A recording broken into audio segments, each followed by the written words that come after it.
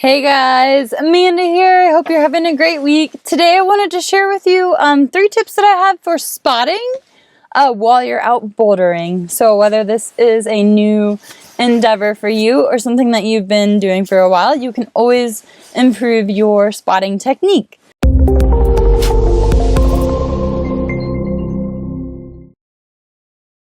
So tip number 1, assess the landing. I feel like that's the number 1 key of spotting while bouldering. So a good spotting technique begins with kind of arranging the landing zone in terms of your crash pads, which are those large fold-up mattresses that you've seen, and I'm happy to include photos of in Summit if you're curious about them.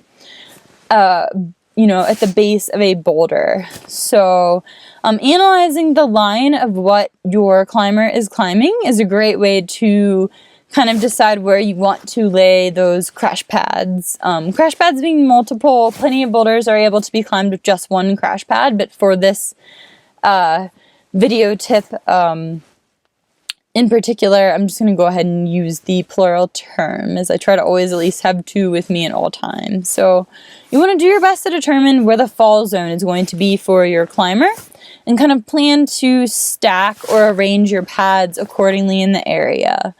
Make sure the area is free of other objects besides your pads, so anything such as like large rocks that can be removed, your pack, anything that could get in the way. So the main objective of spotting is to guide your climber to the pad if they happen to fall. So don't neglect this first step, because without that, you don't have anywhere to guide them to.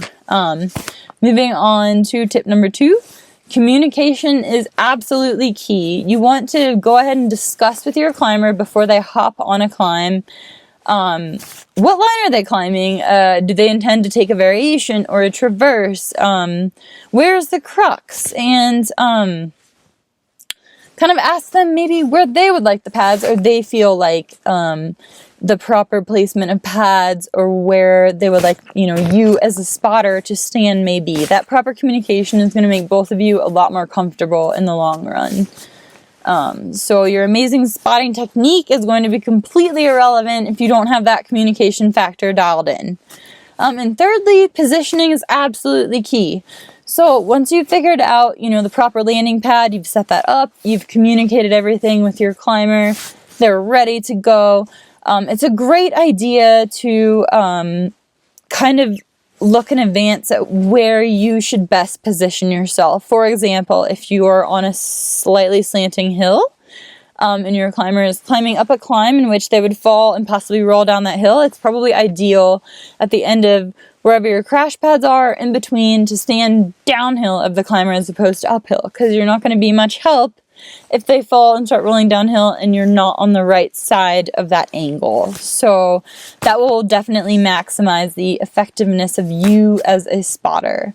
And once you're in the proper position, you want to harness the power of kind of that bouldering intuition that you might have just as a human, even if you're not a boulderer. Perhaps as a parent with a child that's climbing on rocks. So you intuitively get an idea of where somebody might fall just based on watching them as they climb, for example. So you want to keep your head up in the classic spotting stance, which is knees and elbows bent, hands tucked towards the climber, with your thumbs tucked in line with your index finger, because a climber's full weight landing on your thumb could mean a broken thumb. So that's something I actually kind of had to dial in as of late, because I realized my spotting technique was not quite on par as I've been getting more into bouldering. So really positioning your body is the key to that third tip. So quickly to recap, 3 tips I have for you when spotting a climber while bouldering.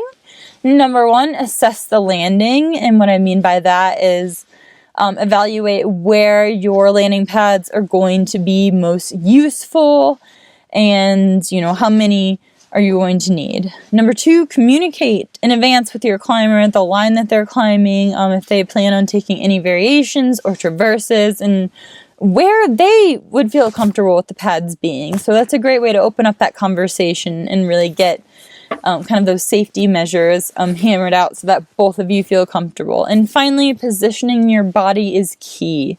So you want to maximize the effectiveness of your spot by standing not directly below the climber or on the crash pads, but either downhill of them or intuitively where you think that they're going to fall, with keeping, your elbows and your knees bent in order to prepare to, you don't want to actually prepare to catch them, but the goal is to guide them and ensure that their body, especially their head, goes onto that crash pad. So positioning is key.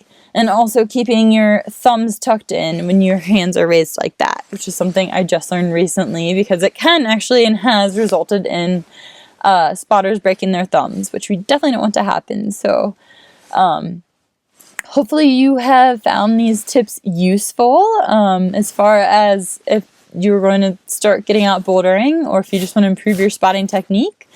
I'd love to hear any other tips you might have if you enjoyed one of these in particular, and as always, any general feedback that you have in the comments below. So thanks so much for watching, guys. I'll see y'all next time. Hey guys, I hope you enjoyed this video. If you like connecting with other outdoor enthusiasts, you should definitely consider checking out Summit. Summit is a social network that brings together adventure junkies from all around the world to exchange stories, share advice, and inspire each other. You might even make some new friends too. It's kind of like Facebook for outdoorsy people, but with better privacy, no ads, no spam, and tons of extras. You can join Summit by going to summit.theadventurejunkies.com or by clicking the link in the description below. You can find me in Summit too, so be sure to say hi when you join.